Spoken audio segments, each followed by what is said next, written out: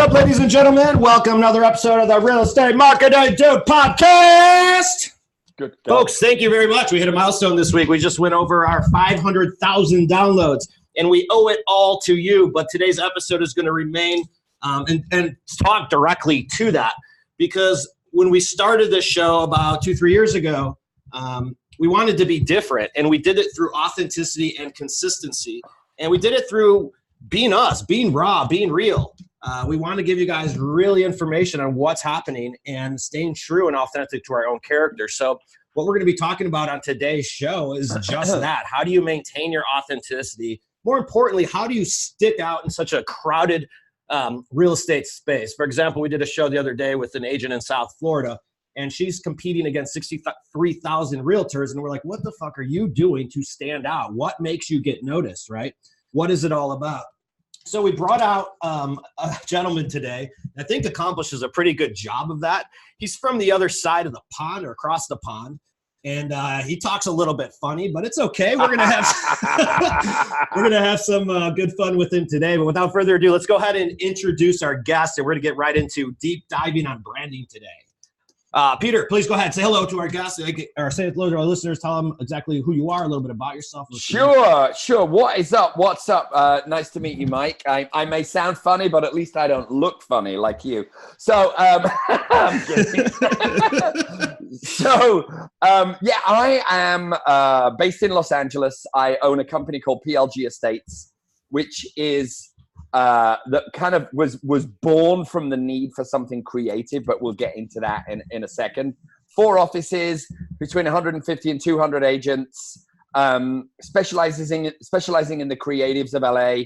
Price point anywhere from 1 million to 50 million. And former record producer, former top producer, was the #1 Keller Williams agent in Los Angeles. And now I've got a show on Netflix. I host a show on Netflix.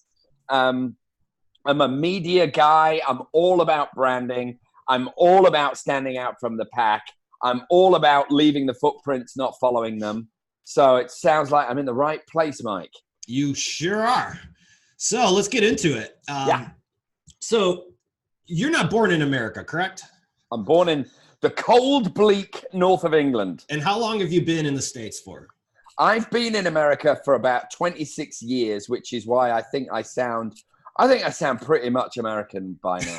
I would have to agree with that. So tell me, how did you get into like the whole branding side of things? I'll sort of open up. I'll lead the way.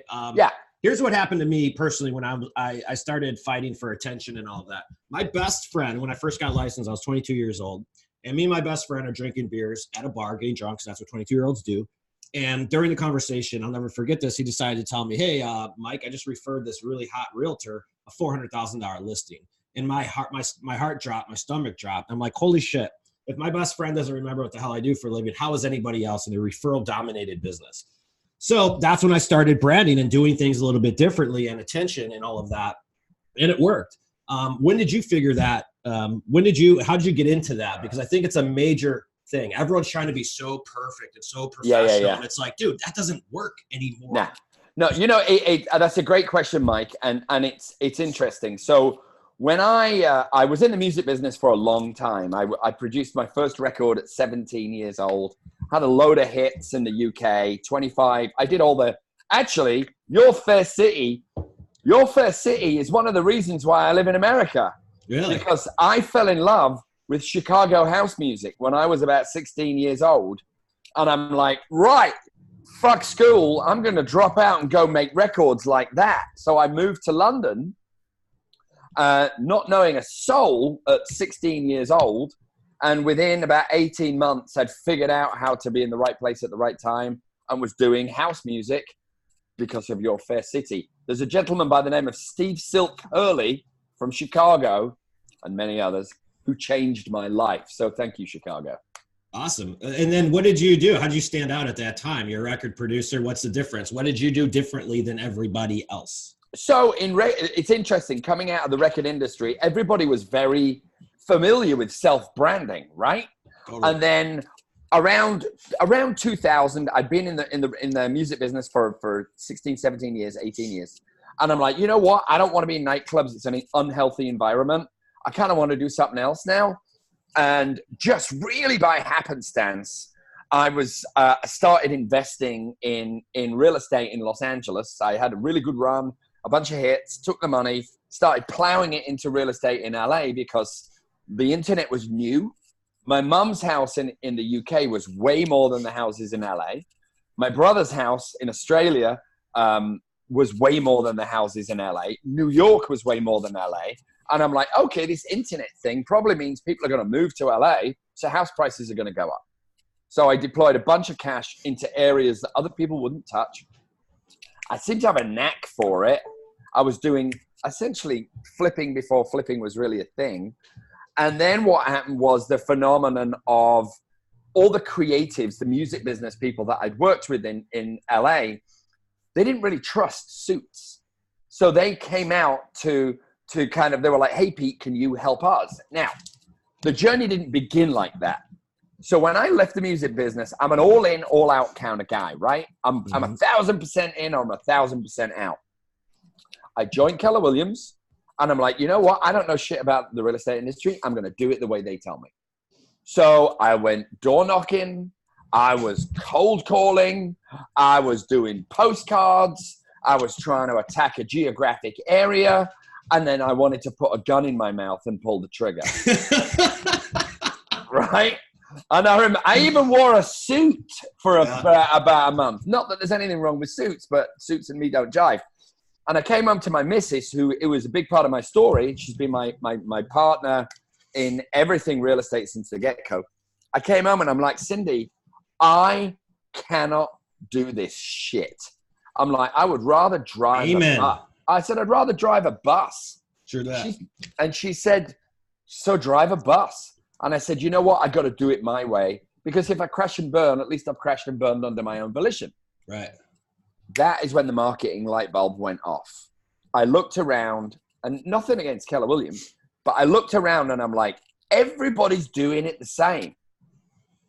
Everybody's doing it the same way. Everybody is vanilla. Everybody's homogenized. Everybody's knocking the same doors, saying the same slogans. I'm the number one this. I'm the number one team that. It's all horse shit. Yep. So I sat down and I designed my own marketing campaign when Facebook was new. And I put up I remember the first flyer that I put out. You stuck out. Dude, those early days of Facebook, man, all you had to do is just get it promoted and you're getting a lot of eyeballs. You're getting a lot of eyeballs. So my first one, my first campaign was, I went through these photos and I ripped off a bunch of photos from the internet. There was this dude in his tighty-whities, right? This is around 2007. I knew that the market was going to crash as well, and I'll come back to that. Around 2007, there's this dude with his tighty-whities. It's cut off here, and it's cut off his knees. So you just see his tighty-whities, and this chick bending down and laughing at his tighty-whities, right? And I came up with a slogan, don't get caught with your pants down in the new real estate market. Boom. Love it. And then I put that out on Facebook. I sent it out as a postcard. And I was like, oh, wow, people were calling me saying, you're an offensive dude. And other people were calling me saying, wow, this is so different. You know what? Why don't you come over? And then my career was launched. Let me ask a couple of questions because you're dropping a bunch of nuggets really quick that I got to make sure people pick up. So really quick, I'm going to go back really fast, you guys. I want to, I don't know what documentary I was watching or what rock star I viewed or read or something, but what's interesting is that I didn't really know this. A lot of the musicians that come out, they compete against attention all the time because so many of them sound alike. And so they had to stand out. So that, no doubt that's probably where this all resonated with first. But I want you guys to hear one thing that he just said, because what he also said was, I didn't feel natural doing this. I wasn't attracting more people, but Hollywood came out and supported you because you attract other people just like you. And you're right. I'm sure the musicians don't want to deal with a suit and a tie type of guy. They want to deal with someone that's there. So what am I getting at? Folks, God made you one fucking way. That's it.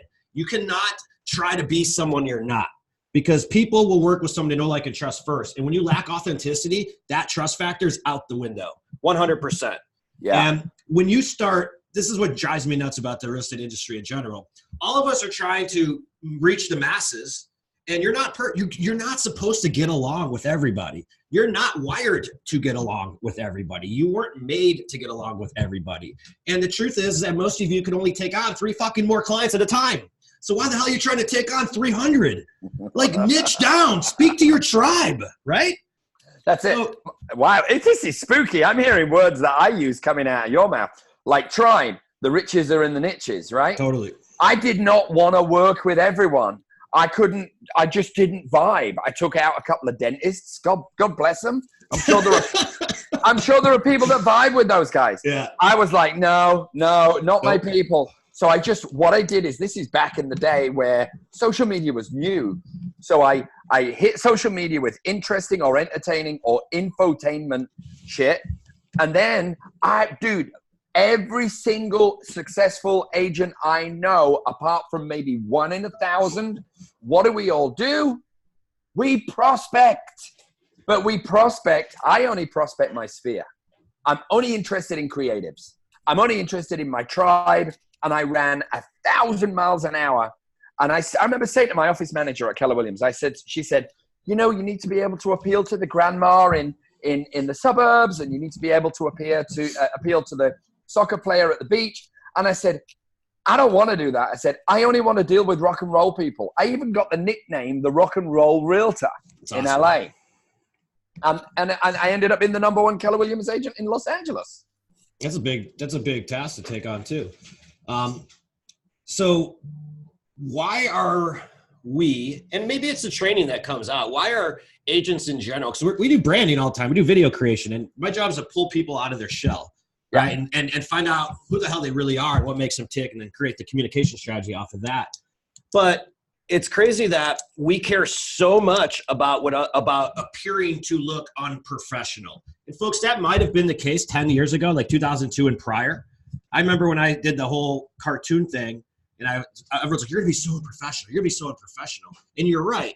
I repel doctors, attorneys, fucking dentists, and anyone that wears a suit to work, I repel 100%. We're vinegar and oil. We have nothing in common. But I attract a lot of dudes and a lot of bros and a lot of chicks and a lot of, that's just my tribe. That's my crowd.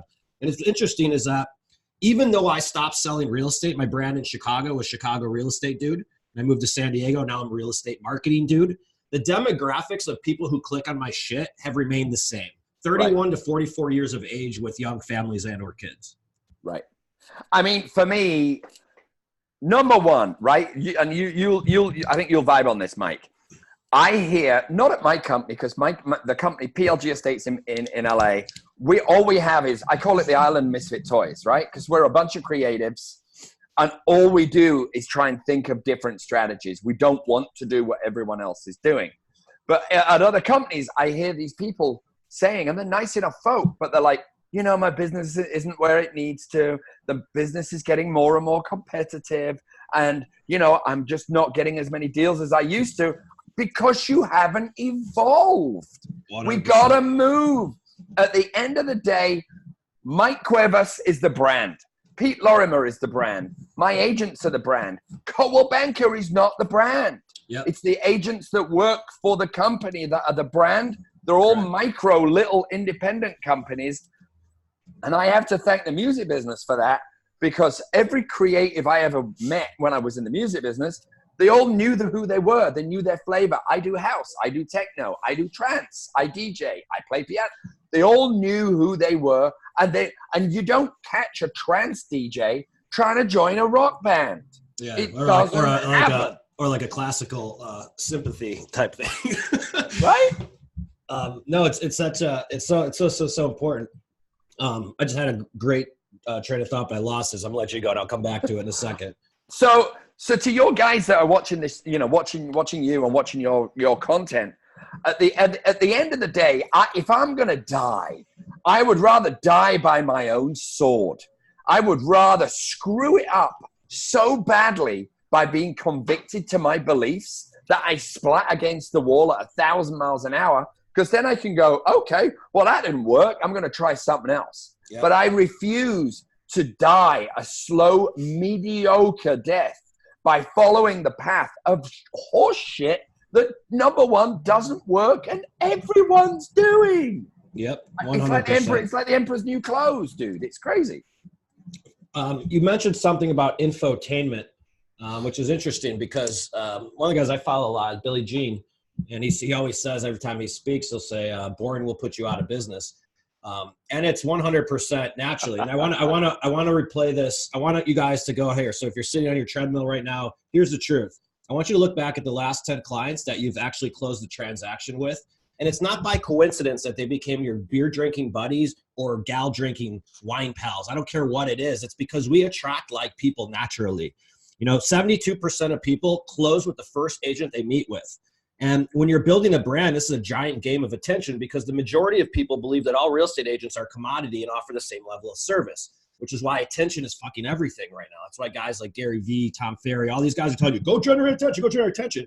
Why? Because it's with social media, it's the first person you think of. And when you own that mindset, when you own that market share in their minds of you're the real estate agent and they consider you their agent and they match real estate with your brand, that's when it's lights out, folks. So 100%. Don't try to talk to everybody because you're not going to resonate with them. The truth is you're probably looking stupid to 75% of them. Instead, go 100% on that 25% and do it all out in the way you want. Yeah, I think it's even less than 25. I think it's 10%. Probably, yeah. You're probably right. I think it's 10% and you go hard. All of this horse shit, I seem to be saying horse shit a lot, but all of this horse shit about when I was getting trained and this guy came in and he's like, you need to match the body language of the person you're speaking to. You need to match their intonation and you need to copy their remarks. And I'm like, dude, isn't that essentially being a fraud? Yep. And if anybody, I have actually had that done to me, and it is the creepiest thing in the world. And totally, so you and I are on the same page now. The watershed moment I had was in 2015 when I went to Inman Connect in San Francisco. I knew that video was the next thing, and I just wanted a point to leap off. And I was thinking about what is that leaping off point. And then Chris Smith from Curator was speaking, and he said, guys, if you don't know what to do in video, do something where you're giving information away and just tell people about your industry. Light bulb went off. That's when my first round of videos came out, Magic Minutes. And then I've never looked back. I'm a content machine. We're probably doing in the region of 15 to 30 original videos a month. Hell yeah, that's dope. And are you doing them amongst the whole team? Are you guys interjecting the media plan, running it as a brokerage from the top? It's like a large media company. Are you guys, are all of your agents in your brokerage also as creative and in the video? Is that a prereq? You're like, I wish. Yeah. As a company, we are far more video savvy than anywhere else, but getting some of the guys over the line is still hard, but at least I push them in other areas, right? It's audio, it's written, or it's video. Yep. And so if they're not going to be great at video or don't feel comfortable, I'm like, do a podcast, do some audio stuff, commentate, on your area. Yep. Go interview people in freaking bars, in restaurants, in coffee shops, become the mayor of your town. No, it's, I think the biggest shift that we're going to see, let's look at why this is, there's also tremendous opportunity in the real estate market too. I mean, that's why we went all in on a video marketing company for realtors, because we know it's coming as well. But the truth is that 95% of you guys will still be too scared to get on. And 5% of you will. And those agents that do it now will generate that attention. What Peter said about the brand is absolutely true. 96% of people chose the agent over the brand they're affiliated with. And people don't remember your big brokerage name. Nope. Like a realty company. People don't, if you're marketing your Coldwell Banker, your Keller Williams and all of that every time with your name, you're fucking building their brand, not your own. What are you doing? Yeah. People don't remember what you do. They remember how you do it. That's why brand is so important. Yeah. Now, who the hell said that? Where did I hear that? Oh, that's Simon Sinek. People they remember why you do it. Yeah. In real estate, they remember how you do it. True. And then another statistic, Mike, is this, right? Which is why I'm all about Sphere. 87% of deals come from people you know. Yep. 87. But as an industry, we're obsessed with getting these trash bags full of shitty leads that just evaporate all our time and they never pan out. I believe why that is I think we're a tired guru led business of things used to be like that. And I think a lot of people are having trouble realizing that creating content and media and attention around your brand is modern day prospecting, folks. It is not like, I'll give you an example. A year and a half ago, I bought a car, right? And I opted in. I'll never opt into a car website ever again. And I get in there, and I remember it's like around Christmas time, like, oh, let's just check. I just wanted some information, dude, right? Dude, I was like on my cell phone taking calls, turning people away because all these car salesmen kept fucking calling me with these cheesy lines, same script, boiler room in the background. And the guy that I actually bought the car with was the only one who texted me. Interesting. Right? So it's like, because it was more personal, and he broed me. He's like, what's up, bro? So I saw you just got this car, man. That's like my dude, right? That's my type of dude. So I naturally went, I'm just going to buy a car with this guy. The point was, I was like, dude, this is what people do on Zillow. Like, imagine all the realtors contacting you, and it's a turnoff. The reason why Zillow, Realtor, all these companies are going referral fee models is because you guys fucked up the lead conversion so bad that it hurt their brand. Right. And I think at the end of the day, I found that there are 3 industries, there are probably more: real estate, law, and medicine. I think these industries will never be commoditized to the point of you buy a house through an app. True. You can. But for the most part, in a city like Los Angeles, I want to look into the whites of someone. If I'm going to go to jail, I'm not going to go on LegalZoom to find an attorney. True. I am going to call someone who I know might have a great attorney, and that attorney, they're going to refer me a name, and I'm going to use that person because my boy used them or my gal used them. And it is the same with real estate. What Zillow does, or Zillow heroin as I call it, it allows us to feel like we're busy when in fact we're being lazy. Yep. The hard work comes from prospecting people you know. None of us want to sidle up to our friends at a party and, say, hey, what's going on with the kids? Listen, if you ever need anything, just let me know. I don't want to, get in your way of having a great time today, but just love to help you if that opportunity comes up. None of us love doing that, but those of us that do it continuously get business. I'm going to give you my formula, Mike, if you don't mind. No, please. For social media, how to convert leads through social media.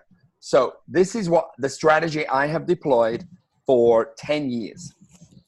I create content that is interesting, which isn't me looking at a kitchen saying, oh, it's a chef's kitchen. Look at this swimmer's pool. I don't do that shit. I will create content that's fun or entertaining or both, or it will be behind the scenes with my family on a great trip. I'll do great videos and drones, and I'll do a full-on vlog. So, and then I take that piece of content and I have everyone that's in my A, B, C, and D sphere in a custom audience in Facebook.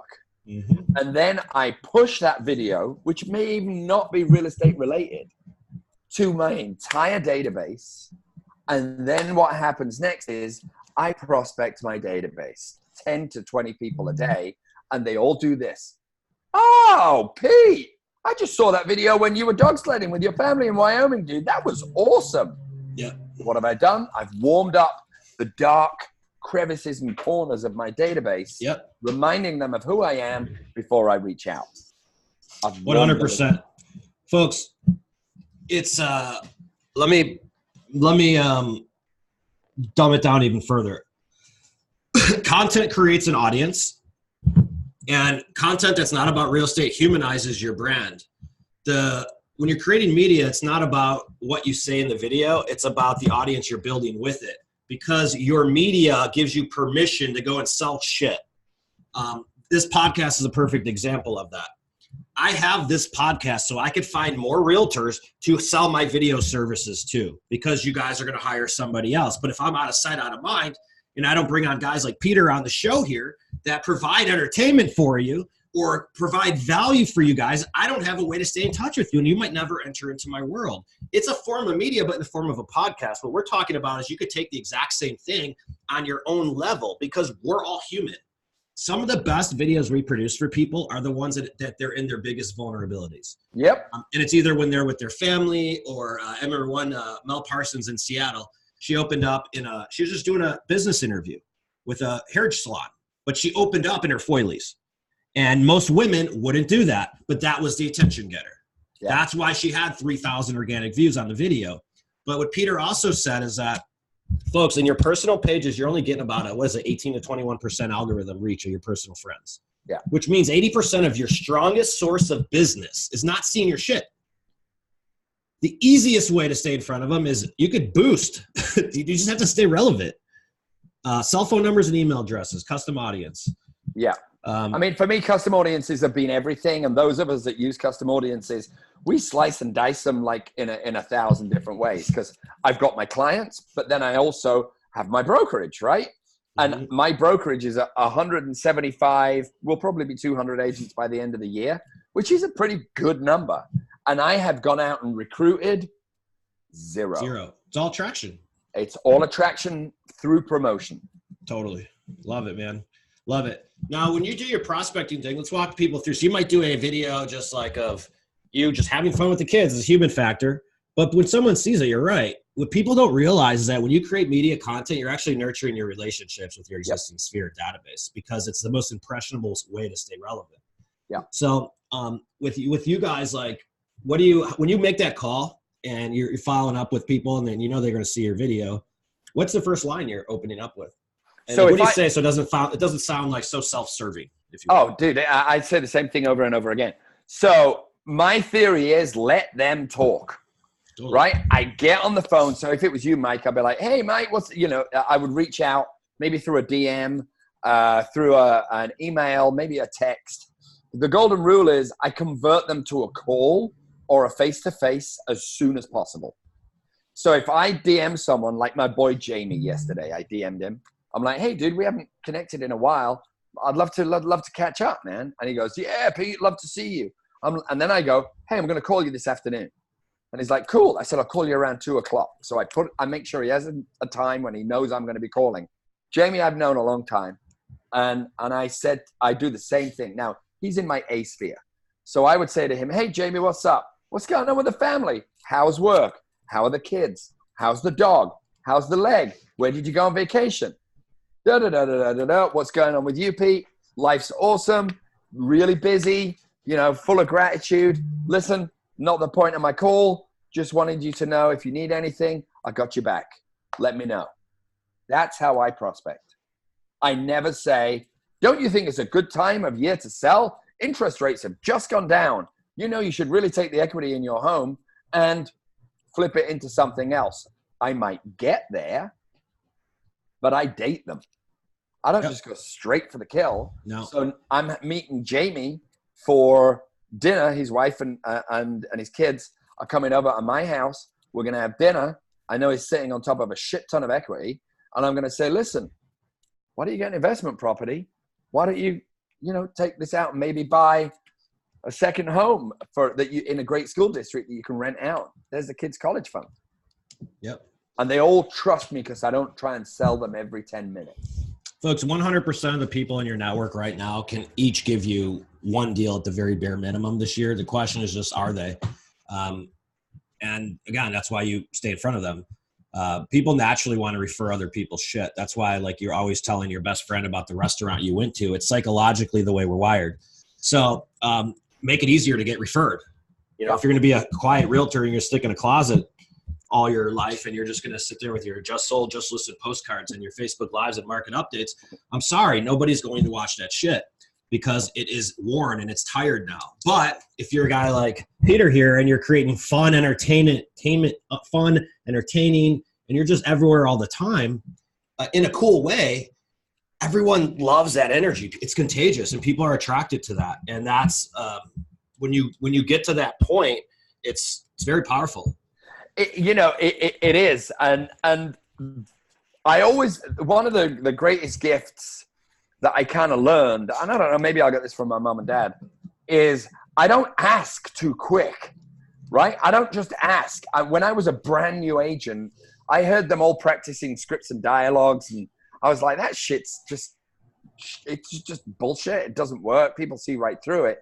So when I used to meet people at an open house when I was a brand new agent, I'd be like, hey, if this doesn't work for you, maybe I can earn your business by showing you some things that you haven't seen already.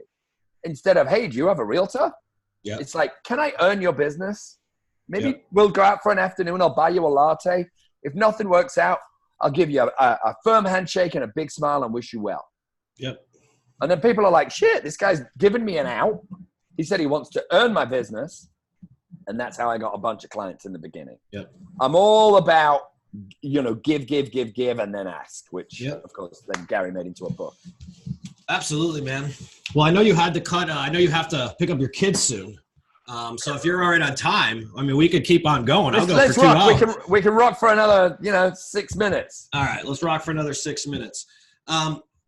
So let's talk about this Netflix show a little bit that you got going on. And I want to go through the progression of how creating media around your brand led to more opportunities that wouldn't have happened without you doing it. And I've never met you before. I don't know that happened, but I know everyone who does media, that happens too. And obviously you didn't get a Netflix show, pull it out of your ass. So the question is walk our listeners through that, because I think people, we're stuck in this immediate gratification state of mind where, the same way that you dated your significant other and you didn't get her or him in bed until they actually fell in love with you is the same thing that happens with a bunch of leads. So you're not going to convert on first touch, and same way like your video strategy isn't going to work in the first month. It takes some time. Yep. If you're going to farm a neighborhood, anyone who stops farming that neighborhood 6 months into it just wasted the previous 6 months. Correct.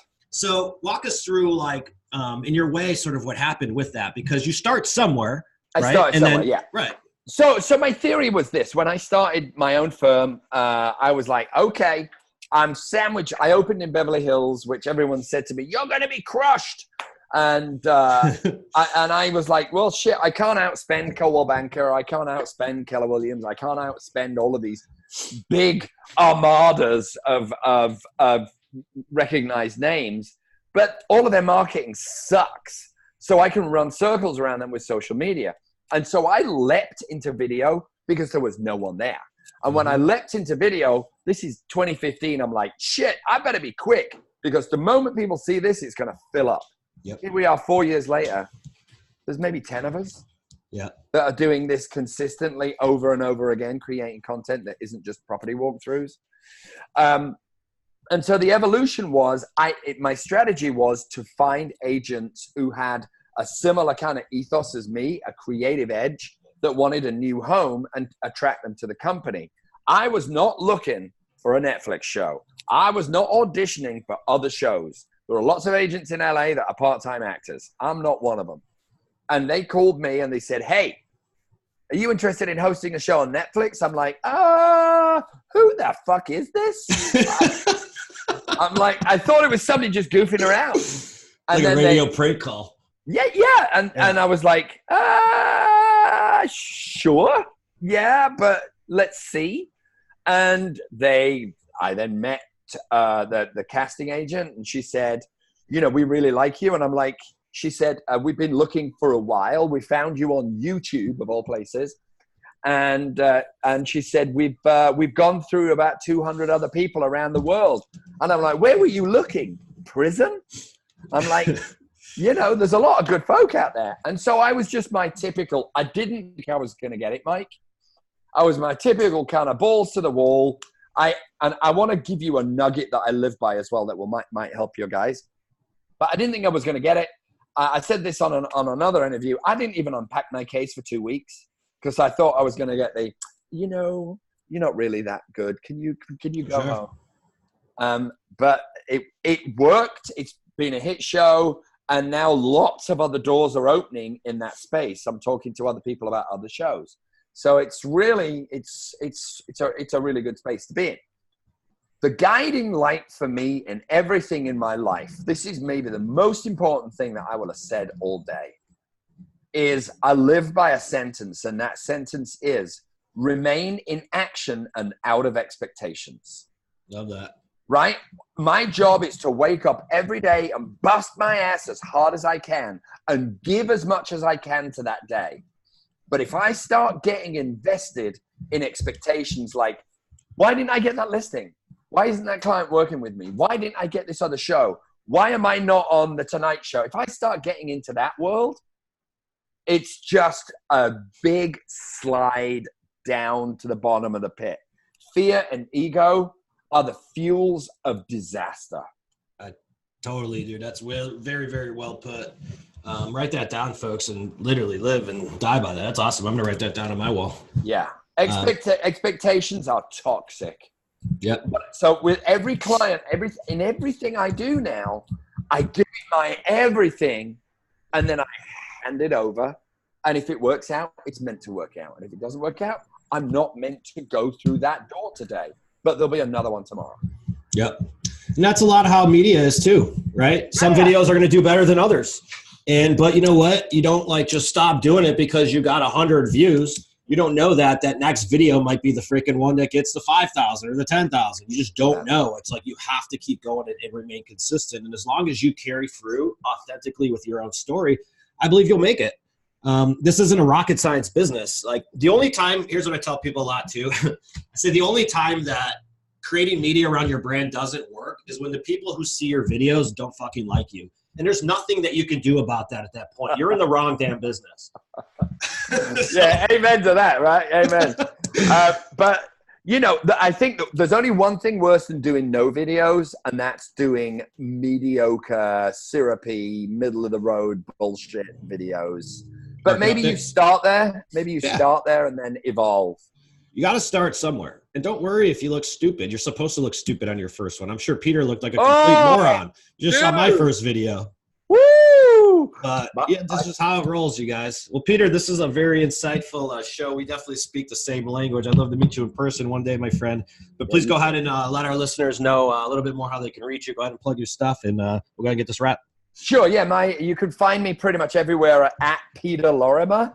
My Facebook is Peter Lorimer Official. My YouTube is Peter Lorimer Official. PeterLorimer.com. Name of my company is PLG Estates, which is Peter Lorimer Group Estates in Los Angeles.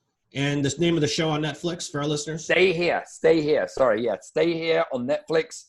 Click it. All the clicks count. Cool.